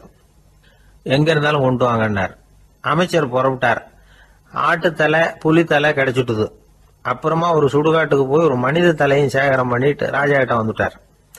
அரசே, உங்கள் ஆணைப்படி 3 தலைகளையும் கொண்டு வந்திருக்கிறேன்னார். அசோகர் பார்த்தார். ரொம்ப நல்லது, இப்ப இது 3ஐயும் எடுத்துக்கிட்டு போய் சந்தையில வித்துட்டு வாங்க அப்படின்னார். அமைச்சர் அதுகளை எடுத்துக்கிட்டு சந்தைக்கு போனார். முதல்ல ஆட்டுத்தலை நல்ல விலைக்கு வித்து போச்சு. நல்ல விலை கொடுத்து வாங்கிட்டு போட்டாங்க. அடுத்தபடியா புலி தலைய ஒருத்தர் வாங்கிட்டார். அதை பாடம் பண்ணி வீட்டுல மாட்டி வைக்கலாமே அப்படின்னு நினைச்சு அதையும் வாங்கிட்டு போட்டார். மனித தலையை மட்டும் வாங்கறதுக்கு யாரும் முன் வரல. எல்லாரும் அதை பார்த்துட்டு விலைக்கு போக ஆரம்பிச்சாங்க. அமைச்சர் திரும்பி வந்தார். அரசே, இந்த தலையை மட்டும் யாரும் வாங்க மாட்டேங்கிறாங்க அப்படின்னார்.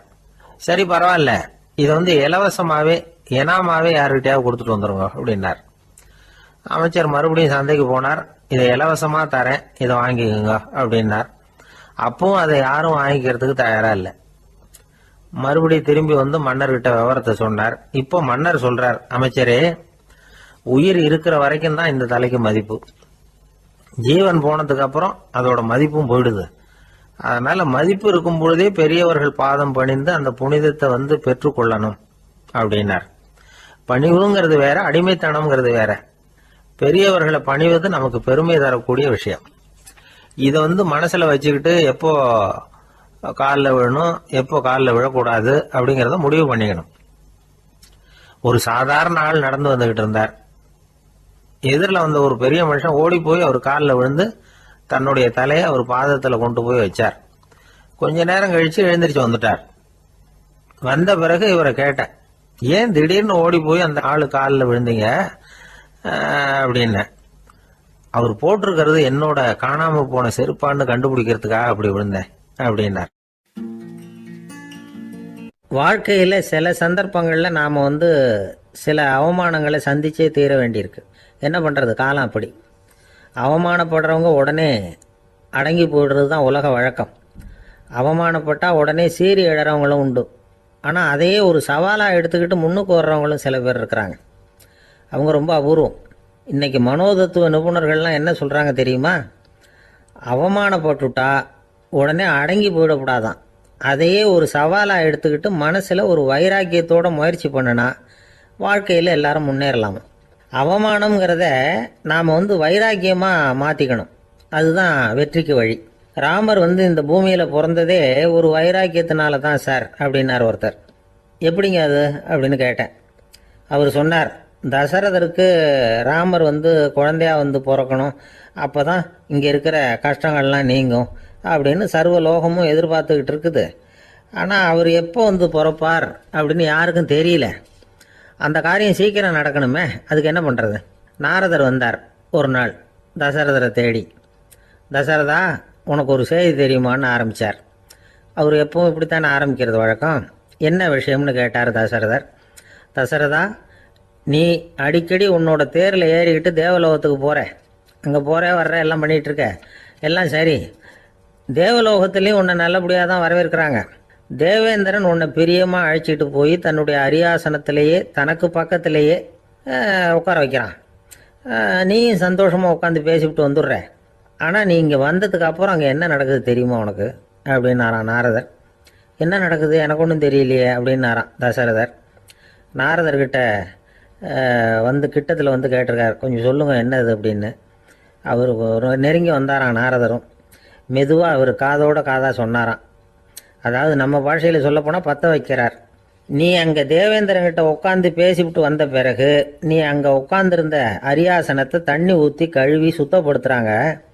நீ என்ன அந்த அளவுக்கு சுத்தம் இல்லாத ஆளா, தினம் குளிக்காமையாக இருக்கிற அப்படின்னாராம். தசரதருக்கு இது ரொம்ப அவமானமாக போயிட்டுது. அப்படியே செய்கிறாங்க அப்படின்னாராம். ஆமாம், நீ வேணும்னா நான் சொல்கிறது உண்மையா இல்லையா அப்படின்னு சோதனை பண்ணி பார்த்துக்கோ அப்படின்னாரான் நாரதர். உடனே தசரதர் இதுக்காகவே புறப்பட்டு தேவலோகம் போனார். அங்கே வழக்கம் போலவே இவரை கூப்பிட்டு உட்கார வச்சு பேசிக்கிட்டு இருந்தான் தேவேந்திரன். கொஞ்ச நேரம் பேசிக்கிட்டு இருந்துட்டு சரி நான் கிளம்புறேன்னு புறப்பட்டார். சரி, அவனும் வாசல் வரைக்கும் வந்து வழி அனுப்பி வச்சுட்டு உள்ளே போயிட்டான்.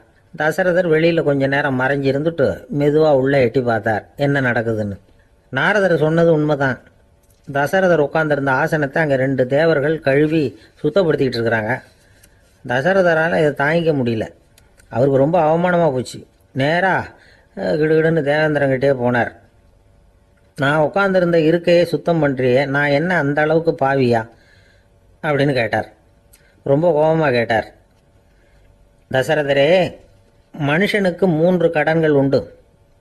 தேவ கடன், ரிஷி கடன், பித்ரு கடன். இதை தீர்க்காதவன் பாவியாகிறான்.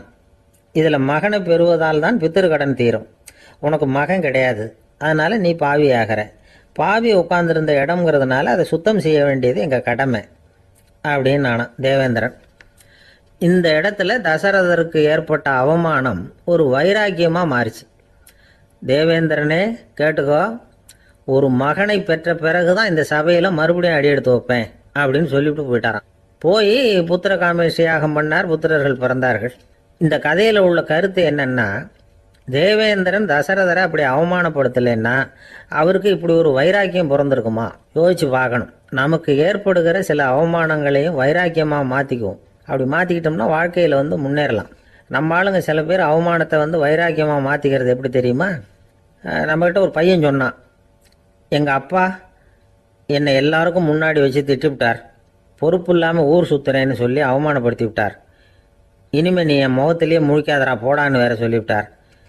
எனக்கு ரோஷம் வந்துட்டுது. அந்த அவமானத்தை வைராக்கியமாக மாற்றிக்கிட்டேன். அன்னையிலேருந்து அவர் முகத்திலேயே முழிக்கிறது இல்லை அப்படின்னா. அப்படியான்னு கேட்டோம். ஆமாங்க, அவர் வீட்டில் இல்லாத நேரமாக பார்த்து உள்ள சமையல் கட்டுக்கு போய் சாப்பிட்டுட்டு நைஸாக வெளியில் வந்துடுவேன் அப்படிங்கிறான் அவன். உழைப்பும் நேர்மையும் உயர்வதற்கு வழிகள். அதை விட்டுட்டு உட்கார்ந்த இடத்துல இருந்துகிட்டே உயர போகணும் அப்படின்னு ஆசை கற்பனை பண்றாங்க. அந்த கற்பனையிலேயே பாதி வாழ்க்கை ஓடி போடுது. உழைப்புங்கிற வழியையும் நேர்மைங்கிற வழியையும் ஒதுக்கி விட்டு குறுக்கு வழியில ஓட நினைக்கிறவங்க குப்புற விழுந்துடுறாங்க. எந்த தொழிலை நாம செய்தாலும் சரி, அந்த தொழிலுக்குரிய பெருமையை நாம புரிஞ்சுக்கிட்டு அதுல ஈடுபடணும். அப்படி இல்லாம என்ன சார் பொழப்புது, இந்த தொழிலை மனுஷன் செய்வானா அப்படி புலம்பிக்கிட்டு இந்த தொழிலையே செஞ்சுக்கிட்டு இருக்கிறவங்க நம்மள பல பேர் உண்டு. செய்யும் தொழிலே தெய்வம் அப்படின்னு சொல்றாங்கல்ல, அப்படி சொல்றது எதுக்காக? அந்த அளவுக்கு அதுல ஒரு ஈடுபாடு வேணுங்கிறதுக்காகத்தான். ஒரு பெரிய மலைப்பகுதி, அந்த மலை அடிவாரத்துல ஒரு சிற்பி உட்காந்து ஒரு சிலையை வடிச்சுக்கிட்டு இருக்கிறான். கையில ஒரு சின்ன உளிய வச்சுக்கிட்டு ஒரு பெரிய கருங்கல் பாறையை கொஞ்சம் கொஞ்சமா உடைச்சுக்கிட்டு இருக்கான். ஒரு சிற்பத்தை வடிக்கிறதுங்கிறது அவ்வளவு உன்னதமான ஒரு தொழிலா? எல்லாராலையும் முடியுமா அது? அப்படி இருந்தும் அந்த சிற்பிக்கு மன நிறைவில்லை. அவன் நினைக்கிறான், இந்த கடுமையான வெயில்ல உட்கார்ந்து வேலை செய்யறது எவ்வளவு கஷ்டம். நாம ஒரு சிற்பியா இருக்கிறதுனால தானே சூரியன் கடுமையான வெப்ப கதிர்களை நம்ம மேல வீசுறான். நாமளே அந்த சூரியனா இருந்துட்டா இந்த கஷ்டம் இருக்காத. நம்மளை கஷ்டப்படுத்துறவன் நம்மளோட வலிமை உள்ளவன், அதனால நாம அவனா மாறி விடுறதுதான் நல்லது அப்படின்னு அந்த சிற்பி யோசனை பண்ணான். அவன் எண்ணம் உடனே நிறைவேறிட்டுது. இயற்கைங்கிற மாபெரும் சக்தி அவனை ஒரு சூரியனா மாத்தி விட்டது. சிற்பி இப்போ ஒரு சூரியனா மாறினான். இனிமே இந்த உலகத்துல நம்மளை விட வலிமை உள்ளவன் வேற யாரும் கிடையாது அப்படின்னு நினைக்க ஆரம்பிச்சுட்டான். அவனுக்கு மகிழ்ச்சியா இருந்தது. அந்த மகிழ்ச்சி அதிக நேரம் நீடிக்கல. ஏன்னா கொஞ்ச நேரத்துல ஆகாயத்துல கரிய மழை மேகங்கள் அப்படியே சூழ்ந்து வந்தது. சூழ்ந்து வந்த மேகங்கள் சூரியனை மறைக்க ஆரம்பிச்சது. இப்போ சூரியனா இருந்த அந்த சிற்பி நினைச்சு பாக்குறான், என்ன இது என்னையே இந்த மேகம் மூடி மறைக்குதுன்னா அது என்னை விட பெரிய ஆளாதான் இருக்கணும். அதனால இனிமே நாம சூரியனா இருக்கக்கூடாது, நாம மேகமா தான் இருக்கணும், அதுதான் கௌரவம் அப்படின்னு நினைக்க ஆரம்பிச்சிட்டான். இப்பவும் பாருங்க, இயற்கை அவனுடைய ஆசையை நிறைவேற்றி வச்சது. சூரியனா இருந்த சிற்பி மேகமா மாறினான். வான வீதியில அப்படியே உல்லாசமா வர ஆரம்பிச்சான். அந்த உல்லாசமும் அதிக நேரம் நீடிக்கல. எதிரில பார்த்தா பிரம்மாண்டமான மலைகள் வழியை அடைச்சிட்டு நிக்குது. வேகமா வந்த மேகம் மலையில மோதிக்கிட்டுது. அந்த மலையை தாண்டி அப்பால செல்ல முடியல. இப்போ அந்த மேகம் நினைக்குது, நாம எந்த தடையும் இல்லாம அந்த இடத்துல மிதந்து வர்றோம், நம்மையே போக விடாம தடுக்குதுன்னா அந்த மலைக்கு எப்பேற்பட்ட வலிமை இருக்கணும். இனிமேலும் நாம மேகமா இருந்து பிரயோஜனம் இல்ல, இருந்தா மலையா இருக்கணும், அதுதான் பெருமை அப்படின்னு நினைக்க ஆரம்பிச்சான். இப்பவும் பாருங்க, இயற்கை அவனுடைய ஆசையை நிறைவேற்றி வச்சது.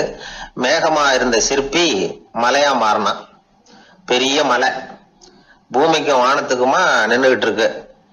இனிமே நமக்கு எந்த கவலை இல்லை அப்படின்னு நினைச்சது அந்த மலை. இப்படி நினைச்சுக்கிட்டு இருந்த வேளையில அந்த மலையோட காலடியில அடிவாரத்துல ஏதோ சத்தம் கேட்டது. என்ன சத்தம் இது அப்படின்னு சொல்லி அந்த மலை மெதுவா குனிஞ்சு பார்த்துதான். பார்த்தா அங்க ஒரு மனுஷன் தன்னுடைய கையில உளிய வச்சுக்கிட்டு மலையை கொத்திக்கிட்டு இருக்கிறான். ஏதோ ஒரு சிற்பத்தை வடிக்கிறதுக்காக அவன் முயற்சி பண்ணிட்டு இருக்கிறான். இப்போ அந்த மலை நினைச்சுதான், மலையே ஒருத்தன் உடைக்கிறான்னா அவன் எப்பேற்பட்ட வலிமை உள்ளவனா இருக்கணும். இனிமேலும் மலையா இருந்து பிரயோஜனம் இல்ல, மனுஷனா மாறணும், அதுதான் சரி அப்படின்னு நினைச்சுதான். அந்த வினாடியே அந்த மலை ஒரு மனுஷனா மாறிச்சு. அவன் கையில ஒரு உளி, பழையபடியே ஒரு கருங்கல் பாறையை கொத்த ஆரம்பிச்சான். அந்த ஆள் பழைய நிலைமைக்கு வந்துட்டான். இந்த கதையிலிருந்து நாம தெரிஞ்சுக்க வேண்டியது என்னன்னா, தன்னுடைய உண்மையான பலம் என்னங்கிறது தெரியாமலே தாவி தாவி தடுமாறிக்கிட்டு இருக்கிறான் மனுஷன் அப்படிங்கிறது தான். இனிமேலாவது அதை புரிஞ்சுக்கணும். புரிஞ்சுக்கிட்டு புறப்படணும் வாழ்க்கையில வெற்றி பெறறதுக்கு. ஒரு குடும்ப தலைவருக்கு விபரீதமா ஒரு ஆசை வந்துதான். அதாவது ஒரு நாள் பூராவும் புடவை கட்டிக்கிட்டு மனைவி செய்கிற வீட்டு வேலைகள், சமையல் வேலைகள் எல்லாத்தையும் தானே செய்யணும். மனைவிக்கு ஆண் வேஷம் போட்டு ஆபீஸுக்கு அனுப்பி வச்சிடணும் அப்படின்னு ஆசைப்பட்டான். இதுதான் அந்த ஆசை. அதே மாதிரி செஞ்சான். பெண் வேஷத்துல சமையல் பண்ணிட்டு இருந்தான். இருட்டி விட்டுது. இந்த சமயத்துல வாசல் கதவு தட்டப்படுற சத்தம் கேட்டுது. ஓடி போய் திறந்தான். பக்கத்து வீட்டு அம்மா கிடுகிடுன்னு உள்ள வந்துட்டாங்க, காப்பி பொடியோ ஏதோ வாங்கறதுக்கு. இவன் பயந்து போய், கமலாம்மா, நான் சுசீலா இல்ல, சுசீலாவோட புருஷன், பெண் வேஷத்துல இருக்கிறேன், சும்மா ஒரு சேஞ்சுக்காக அப்படின்னா. உடனே அந்த அம்மா கிட்ட பயப்படாத, நானும் கமலா இல்ல, கமலாவோட புருஷன், இதுவும் சும்மா ஒரு சேஞ்சுக்காகத்தான் அப்படின்னானா. இப்படி வாழ்க்கைய விபரீதமா நினைச்சுக்கிட்டு வேற வேற கற்பனைகள்ல வீணாக்கிக்கிட்டு இருக்கிறவங்க தான் ரொம்ப அதிகம். நாம அதுவா மாறணும்னு நினைக்கிறது தப்பு. நாம இருக்கணும் அப்படின்னு நினைக்கிறது தான் உண்மை, அதுதான் சரி. அந்த சிற்பி என்னென்னோ கற்பனை பண்ணி கடைசியில மறுபடியும் சிற்பியாகவே சேர்ந்தான் பாருங்க. அதனால நம்முடைய உண்மையான பலம் என்ன அப்படிங்கறத தெரிஞ்சுக்கிட்டு நடந்துகிட்டோம்னா வாழ்க்கையில எப்பொழுதும் வெற்றி நிச்சயம். ஒரே ஒரு ஊர்ல ஒரு பாதிரியார் இருந்தார். ரொம்ப நாள் சந்தோஷமா வாழ்ந்தார். ஒரு நாள் அவர் மடத்து சமையல் அறையில பாத்திரங்களை கழுவி துலக்கி சுத்தப்படுத்திக்கிட்டு இருந்தார். அந்த சமயத்துல ஒரு தேவதூதன் அவர் முன்னாடி நின்னான். இவர் நிமிர்ந்து பார்த்தார். ஆண்டவர் என்னை உங்ககிட்ட அனுப்பியிருக்கிறார், பரலோகத்துல வாசம் செய்யறதுக்கு உங்களுக்கு நேரம் வந்துட்டுது அப்படின்னு அந்த ஆள். ஆண்டவருக்கு என்னோட ஞாபகம் வந்ததுக்கு நன்றி. ஆனாலும் இப்போ இங்கே நீயே பாரு, எவ்வளவு பாண்டங்கள் பாக்கி இருக்கு, இவ்வளவையும் நான் சுத்தப்படுத்த வேண்டியிருக்கு. நான் நன்றி கெட்டவனா இருக்க விரும்பலை. இந்த பணியை முடிக்கிற வரைக்கும் என்னுடைய பரலோக வாழ்வை தள்ளி வைக்க முடியுமா? நீ என்ன நினைக்கிற அப்படின்னு கேட்டார். தேவதூதன் தனக்கே உரிய விவேகத்தோட அன்போட பாதிரியாரை பார்த்தான். சரி, என்ன செய்யலாம்ங்கிறத அப்புறம் சொல்றேன் அப்படின்னு சொல்லிவிட்டு புறப்பட்டு போயிட்டான். ஒரு நாள் அந்த பாதிரியார் தோட்டத்தில் உள்ள களைகளை எல்லாம் ஒரு களை கொத்தியால கொத்தி களை எடுத்துக்கிட்டு இருக்கிறார். அந்த சமயத்தில் இந்த தேவதூதன் மறுபடியும் அவர் முன்னாடி நிற்கிறான். பாதிரியார் பார்த்தார். இதை பாரு, இந்த தோட்டம் பூராவும் எவ்வளவு களை மண்டி கிடக்கு, பரலோகம் கொஞ்ச காலம் எனக்காக பொறுத்திருக்கலாம்னு நீ நினைக்கிறியா அப்படின்னு கேட்டார். தேவதூதன் சிரிச்சுக்கிட்டே மறுபடியும் மறைஞ்சிட்டான். மறுபடியும் அவர் களை எடுக்கிறது, தானிய களஞ்சியத்துக்கு வர்ணம் பூசுறது, இப்படிப்பட்ட வேலைகளில் ஈடுபட்டிருக்கார். இன்னொரு நாள் ஒரு மருத்துவமனையில் நோயாளிகளை கவனிச்சுக்கிட்டு ரொம்ப தீவிரமாக இருக்கிறார் அந்த பாதிரியார். ஒரு நோயாளியோட தாகத்துக்கு தண்ணீர் கொடுத்துட்டு நிமிர்ந்து பார்க்குறப்போ தேவதூதன் மறுபடியும் அவர் முன்னாடி வந்து நிற்கிறான். இந்த தடவை பாதிரியார் தன்னலமற்றவராக பேரன்பை காட்டக்கூடிய வகையில் தன்னுடைய 2 கைகளையும் உயர்த்தியபடி தேவதூதனின் கவனத்தை பிணியால் வாடக்கூடிய நோயாளிகளின் பக்கம் திருப்பினாராம். தேவதூதன் ஒன்றும் சொல்லலை, மறைஞ்சிட்டான். அன்னைக்கு சாயந்தரம் பாதிரியார் மடத்தில் உள்ள தன்னுடைய அறைக்கு போய் இளைப்பாறினார். யோசிச்சு பார்த்தார். தேவதூதனையும் தேவதூதனின் விருப்பத்தையும் பல நாள் தள்ளி போட்டு வந்ததையும் அவர் ரொம்ப நினச்சி பார்த்தார். திடீர்னு தான் முதுமை அடைகிறதையும் சோர்வு அடைகிறதையும் உணர்ந்தார். ஆண்டவரை நினைச்சார். ஆண்டவரே, உம்முடைய தூதனை மறுபடியும் என்கிட்ட அனுப்புனா நான் சந்திக்கிறதுக்கு ஆவலாக இருக்கேன் அப்படின்னு சொல்கிறப்பவே தேவதூதன் பக்கத்தில் நின்னான். பாதிரியார் நிமிர்ந்து பார்த்தார். நீ இப்போவே என்னை அழைச்சிக்கிட்டு போக விரும்பினா நான் பரலோகத்துக்கு வர்றதுக்கு தயாராக இருக்கேன்னார். தேவதூதன் அந்த பாதிரியாரை அன்போடவும் விவேகத்தோடவும் பார்த்து, நீங்கள் என் கூட பரலோகத்துக்கு வர்ற தயாராக இருக்கிறதா சொல்கிறீங்க, ஆனால் நீங்கள் இது வரைக்கும் வேற எங்கே இருந்ததா நினைக்கிறீங்க அப்படின்னானு. அப்படின்னா இது வரைக்கும் இருந்த இடம் தான் பரலோகம் அப்படிங்கிறத உணர்த்தி இருக்கிறான். பரலோகம்னா என்னன்னு புரிஞ்சுக்கிறதுக்கு இந்த சம்பவம் நமக்கு உதவியாக இருக்குது. தொண்டு செய்கிறத விட பெரிய செயல் வேற எதுவும் இருக்க முடியாது. அது நம்ம மனசுக்கு கொடுக்குற சுகத்தை வேற எதுவும் கொடுக்க முடியாது. நாம் தொண்டு செய்கிற இடம் தான் அந்த புண்ணிய இடம். ஆனால் இந்த காலத்துல எல்லாம் நாம் தொண்டு செய்யணும்னு நினச்சி ஏதாவது ஆரம்பித்தா கூட அதை ஒரு மாதிரியாக சுற்றி நின்று வேடிக்கை பார்க்க ஆரம்பிச்சிடுறாங்க. ஒரு பெரியவர் அப்படித்தான் ஒரு தொண்டு செஞ்சுக்கிட்டு இருந்தார். ஒரு கோவில் கட்டிக்கிட்டு இருந்தாங்க. அதில் ஒரு இடத்துல ஒரு பலகையை வச்சு ஆணி அடிக்கிற வேலையை செஞ்சுக்கிட்டு இருந்தார் அந்த பெரியவர். ஒரு சின்ன பையன் அதை ரொம்ப ஊக்கமாக அக்கறையாக கவனிச்சுக்கிட்டு இருந்தான். பெரியவர் இதை கவனித்தார். என்னப்பா பார்க்குற, உனக்கும் இது மாதிரி தொண்டு செய்யணும்னு ஆசையாக இருக்கா அப்படின்னு கேட்டார். அதுக்கு அந்த பையன் சொல்கிறான், அப்படி இல்லைங்க, நீங்கள் ஆணி அடிக்கிறப்போ கையில் சுத்தியால் அடிச்சுக்கிட்டா எப்படி துடிப்பீங்க, எப்படி கத்துவீங்கன்னு தெரிஞ்சுக்கிறதுக்காக அதை பார்க்கணும்னு ஆசை, அதுக்காக தான் காத்துக்கிட்டு இருக்கேன் அப்படின்னு நானும். இந்த உலகத்தில் உண்மையாகவே வேதாந்தம் பேசுகிறவங்களும் உண்டு, உள்ளுக்குள்ளே வேற மாதிரி இருந்துக்கிட்டு வெளியில் வேதாந்தம் பேசுகிறவங்களும் உண்டு. ஒரு ஆள் இருந்தார். அவரும் ஒரு கடை வச்சு வியாபாரம் பண்ணிக்கிட்டு இருந்தார். மகா கஞ்சன், யாருக்கும் எந்த உதவியும் செய்ய மாட்டார். எச்சில் கையென்ன ஈர கையோட உதற மாட்டார். அப்படிப்பட்ட மனுஷன். அந்த ஊருக்கு ஒரு முனிவர் வந்துக்கிட்டு இருந்தார். வருஷத்துக்கு ஒரு தடவை வருவார். ஒரு நாள் 2 நாள் இருப்பார், அப்புறம் போயிடுவார். அந்த முனிவர் வர்றப்போலாம் இந்த ஆள் எழுந்திரிச்சு ஓடி போய் அவரை வரவேற்பான். ரொம்ப பெரிய வேதாந்தி மாதிரி அவர்கிட்ட பேசிக்கிட்டு இருப்பான். காயமே இது பொய், வெறும் காற்றடைத்த பையும்மா, சர்மம் தலைகாக்கும்மா. பணம் என்ன சார் பணம், இன்னைக்கு ஒருத்தன் கையில் இருக்கும், நாளைக்கு ஒருத்தன் கையில் இருக்கும், எல்லாம் மாயம். எனக்கு தான் இன்னமும் இந்த சம்சார பந்தத்திலிருந்து விடுபடுறதுக்கு நேரம் வரலேம்பா. அந்த முனிவரும் இந்த ஆள் இப்படி சொல்றதை கேட்ட உடனே, ஏப்பா அப்படி சொல்ற, இப்போ கூட நீ சரின்னு சொல்லு, உனக்கு தீட்சை கொடுத்து இதுல இருந்து விடுபடுற ஞானத்தை போதிக்கிறேன் பார். உடனே அந்த ஆள் என்ன சொல்லுவான் தெரியுமா, ஐயோ சாமி, இப்போ அது எப்படிங்க முடியும், பிள்ளைங்கள்லாம் சின்ன சிறுசுங்க, அதுகளுக்கெல்லாம் ஒரு கல்யாணம் காட்சின்னு செஞ்சு கடமையை முடிச்சுட்டா நீங்க சொல்றபடி செஞ்சு விடலாமா. சரி, இன்னும் முனிவர் போயிடுவார். அடுத்த வருஷம் வருவார். இவன் வழக்கம் போல வேதாந்தம் பேசுவான். சரி, தீட்சை கொடுக்குறேன் வா அம்பார். பேரம் பேத்தியை பார்க்கணும், கோர்ட்டில் கேஸ் ஒன்று இருக்குது, அது முடியணும் அப்படின்னு தயங்க ஆரம்பிச்சிருவான். எல்லாம் சொல்லுவான், ஆனால் குடிக்கிறதுக்கு தண்ணி கூட கொடுக்க மாட்டான். ரொம்ப வருஷம் கழித்து மறுபடியும் ஒரு நாள் அந்த ஊருக்கு முனிவர் வந்தார். இவன் கடைக்கு வந்தார். அப்புறம் அங்கே கல்லாவில் நம்ம ஆள் இல்லை, அவன் புள்ள தான் உட்காந்துருக்கிறான். அப்பாவை போலவே புள்ளையும் எழுந்திரிச்சு ஓடியாந்து முனிவரை வரவேற்றான். அப்பா எங்கன்னு விசாரிச்சார் முனிவர். ஐயோ, அதை ஏன் கேட்குறீங்க சாமி, உங்ககிட்ட தீட்சை வாங்கி இந்த சம்சார பந்தத்திலேருந்து விடுதலை பெறணும்னு சொல்லிக்கிட்டே இருப்பார், அது நிறைவேறாமலே போய் சேர்ந்துட்டார். போன மாதம் ஒரு நாள் திடீர்னு நெஞ்சு வலிக்குதுன்னார், அவ்வளவுதான் போட்டுன்னு போயிட்டார் அப்படின்னு புலம்புனான் பையன். இதை கேட்டதும் முனிவர் சிரிச்சாரான்.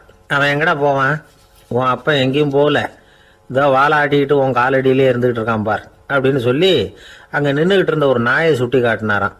என்ன சாமி சொல்கிறீங்க அப்படின்னு ஆச்சரியமாக கேட்டிருக்கான் பையன். உடனே முனிவர் அந்த நாயோட தலையில் ஒரு தட்டு தட்டி பேசுகிறா அப்படின்னாரான்.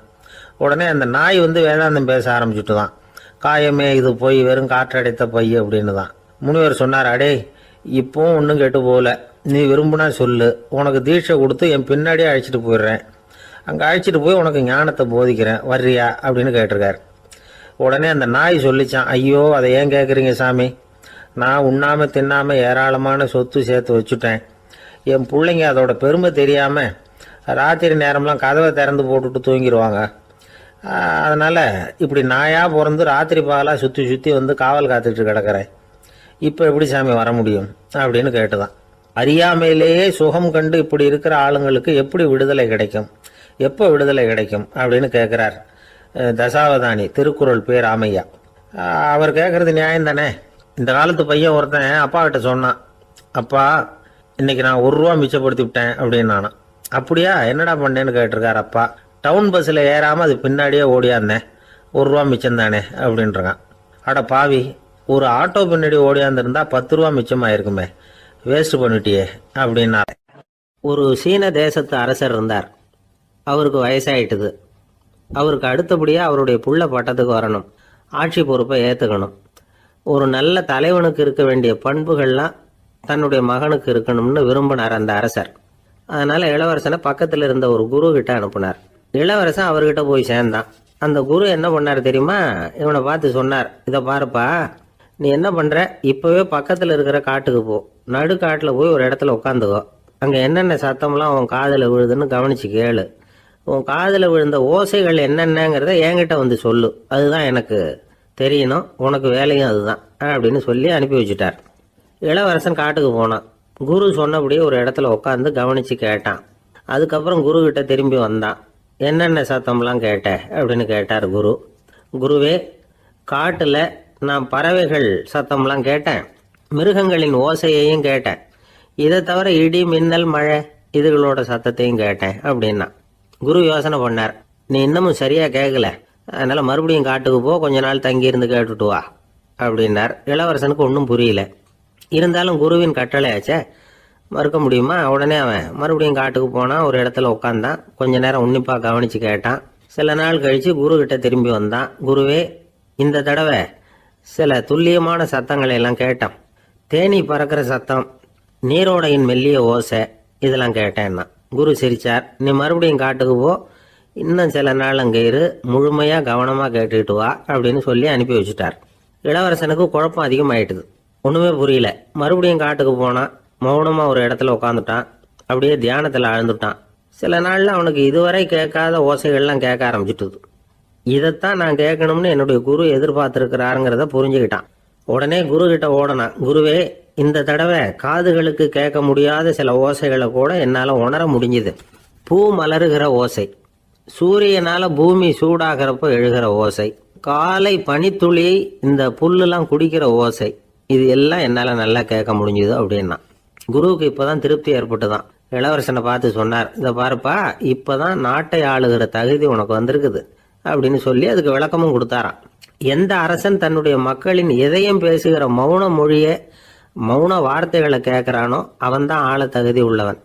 எந்த அரசன் தன்னுடைய மக்களின் உணர்ச்சிகளை உண்மையாக உணர்றானோ அவன்தான் முதன்மையான அரசன். போலி வார்த்தைகளை மட்டும் கேட்டுட்டு பல மௌன ராகங்களை காதில் வாங்கிக்காதவன் அரசனே இல்லை. எந்த நாட்டில் எப்போ ஒரு அரசன் தன்னுடைய மக்களின் உணர்ச்சிகளை கேட்க மறுக்கிறானோ அன்னையிலிருந்தே அந்த நாடு அழிய தொடங்குது அப்படின்னு அர்த்தம். இதுதான் அந்த குரு இளவரசனுக்கு போதிச்சது. வாயால் பேசுறத மட்டும் கேட்டு ஏமாறக்கூடாது, உணர்ச்சிகளையும் கேட்கறதுல தான் மனப்பக்குவம் உண்டாகும். மக்கள் உணர்ச்சிகளை புரிந்து கொள்ளாத அரசர்கள் நீடிச்சிருக்க முடியாது. அது மாதிரி நாடுகளில் அடிக்கடி குழப்பம் தான் உண்டாகும். அப்படி இருந்தா அடிக்கடி ஆட்சி மாறிக்கிட்டு இருக்கும். அப்படிப்பட்ட ஒரு தேசம், அங்கே ஒரு சிறைச்சாலையில் 3 கைதிகள் பேசிக்கிட்டு இருந்தாங்க.